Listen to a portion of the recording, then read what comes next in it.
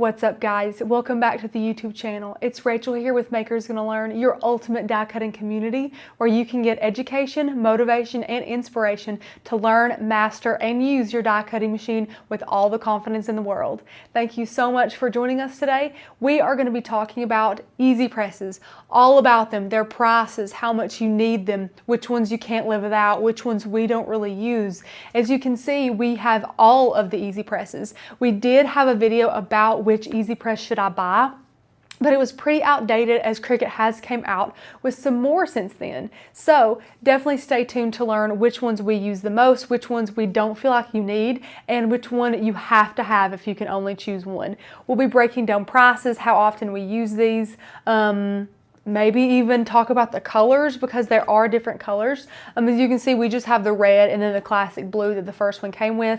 And there is lilac, there's a mint green, so there's really pretty colors for these as well. So guys, I want to start off by saying, if you do not know what an EasyPress is, it's basically a fancy, really nice, really smart iron. And that's basically what they are. They're for making t-shirts, for making hats, for making tote bags and decorative towels and pillows and things like that. So it's all about HTV, which is heat transfer vinyl, or Cricut calls it iron-on. If you're brand new to HTV and you don't really know where to start, go ahead and click the video in the description below. It will be a beginner's guide to working with Cricut HTV, which is exactly what you guys need to learn before getting one of these puppies, because I absolutely love our EasyPress. We use them, I would say, daily here at the craft studio. So we have several to choose from. Okay, we have the 10 by 12. We have the OG, which means original. We have the original 9 by 9, the new 9 by 9, the new 6 by 7, and the new mini. So we have all of these to be able to share with you and share about today. They have some different things that came out from the first EasyPress to the newer ones, of course. Some things have been updated and changed. But I do want to say as well, if you guys are familiar with using HTV and things, you might be familiar with what's called a heat press. Those are big, bulky, scary, heavy heat presses that for us, they flicker the lights. It takes so much power and they're very scary and a little bit dangerous if children are around. They have this big swing plate and clamps and all kinds of stuff. They're serious business. So for us, because we, like most of you, just want to craft here and there and enjoy what we do, we A, don't have the money, or B, don't have the space for all of that equipment, that huge heat press. So these EasyPresses are an incredible solution. Even if you don't craft, maybe you sew, these could be great for sewing seams and things like that. We have a lot of people that say they bought one just for sewing. So we'll break down the prices of each, then get into how often we use them and all that good stuff. So the very first EasyPress, and I will be looking at a sticky note, so don't judge me, I did not memorize these. The very first EasyPress here, I call it the first generation. It came out at $149.99, so $150 for the original EasyPress. It came blue, it's the only color it came out with, and it has the cradle, which is much thicker and bigger than the other cradles. That's what it came with. 9 by 9 inch heat plate here, and then on the front, just like the original one, it has the power, the heat temperature, the time, and then it has the up and down, and then the start, the little flashing Cricut button there. None of that has changed through the rest of the EasyPresses except for the mini, of course, but that was the first generation. It was $150. The next one, second generation, let's just keep going, 9 by 9 again. So the 9 by 9 here was $209.99, so $210. And I just want to, before we move on, say, sometimes Cricut goes on sale. Sometimes you can find these different places for different prices, so do not fill the comments with, well, I found it cheaper here and it was cheaper there, and please find it cheaper. I just wanted to go straight to the source, to Cricut.com, and get you guys the prices on all of these. So especially the mini, I'm just going to tell you, don't get the mini off of Cricut because it wants to charge you, I think it's $79 or $69. I think it's $79, but you can get this for $49.99 for 50 bucks at Walmart and places like that. So definitely check that out. But this 9x9 was $109.99. And then, yeah, same thing. The cradle is a lot smaller, sleeker, updated design here. 9-inch heat plate, and then the same buttons, all the same buttons here on the top. And this is red. Then we'll go 6x7. Our 6x7 EasyPress was $159.99. So $160 for the smaller EasyPress here. Again, has all the same little temperature buttons, a 6-inch by 7-inch heat plate, and the little updated cradle. Super cute. Next up is, we call him Big Papa. We have named all of our EasyPresses. The big one, which is 10 by 12, this guy was $279.99. So he was $280. And again, same buttons, really big. You have a 10-inch by 12-inch heat plate. He's really big. He's pretty heavy. Same buttons, same pretty, I think it's called raspberry is the color. And then guys, the little mini here, again, $49.99. Get him elsewhere, find him cheaper. So the one we use the least now is, of course, the first generation. Mostly because we have newer ones that are just a little bit better. They're a little bit lighter and the cradle's not as big and bulky. So we do use our second generation more. I don't think they even sell these. I just found the price on Google of how much that these cost. So this is basically the equivalent of this. We do use our 9x9. It's a good in the middle size, I would say. It's great for t-shirts, onesies, things like that, tote bags even, but it's not great for sneakers or hats or even getting down into onesies or ironing on wood. It's not very good for that either.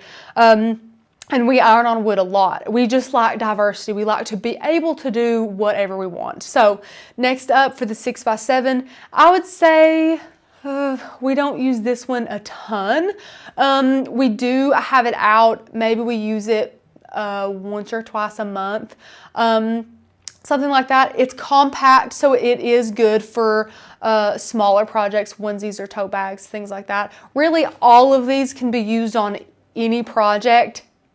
Yeah, give or take a couple, just because most of them that you don't want to use like the big one for, you can use a 6x7, but the mini is probably the one you will want to use for the projects that you have, you know, little curves or areas or nooks or crannies that you want to get into.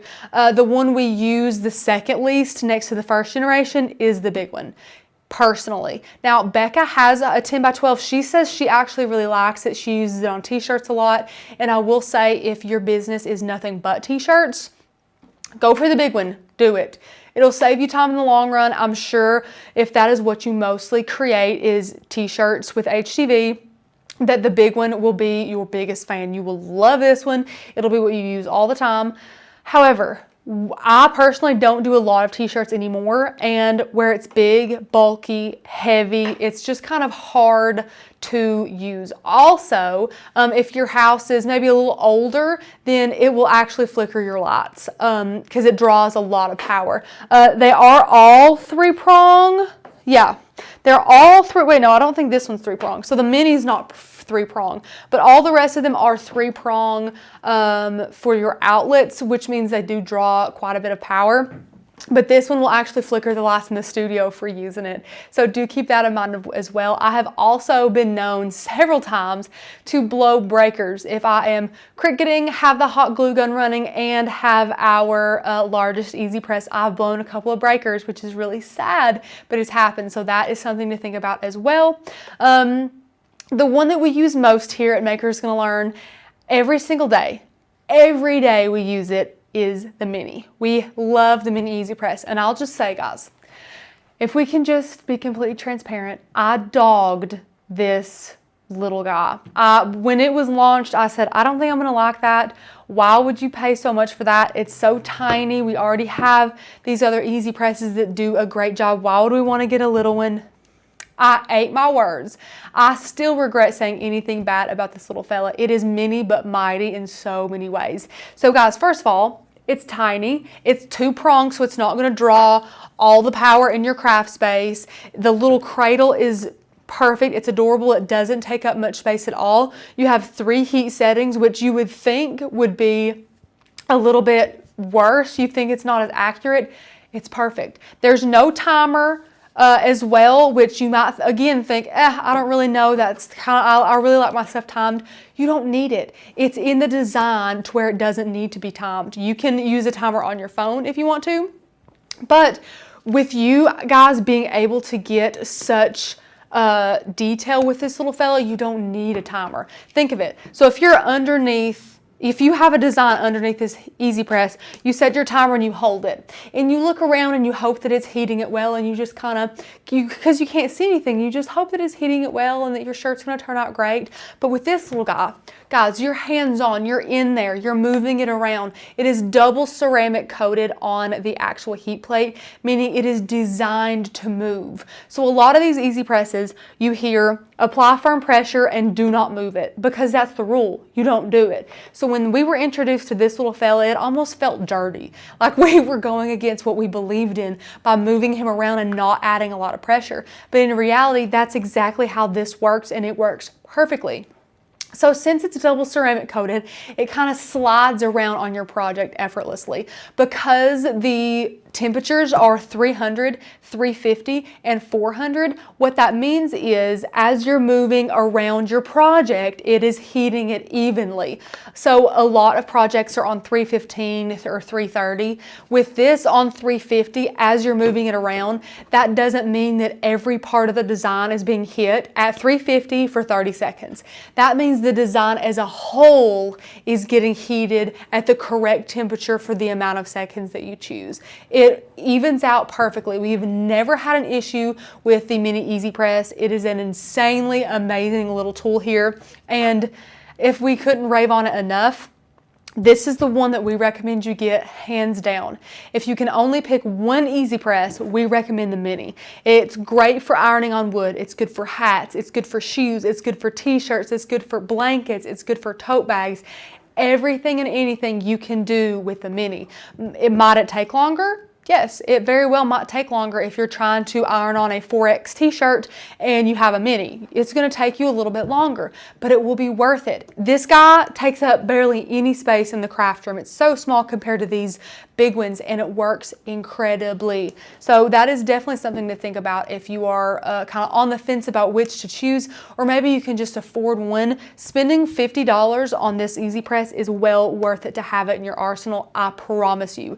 All of these will be linked down below, but except for this one because they don't sell it. And about this one, sorry for the rabbit trail. Again, we love the Mini, but another thing I wanted to tell you guys updated about this versus the other ones is that the first generation EasyPress only went up to 350 degrees. Now, we think the reason why they even made these other EasyPresses, or at least why they made so many of them, was because their infusible ink launched a little bit after they launched these.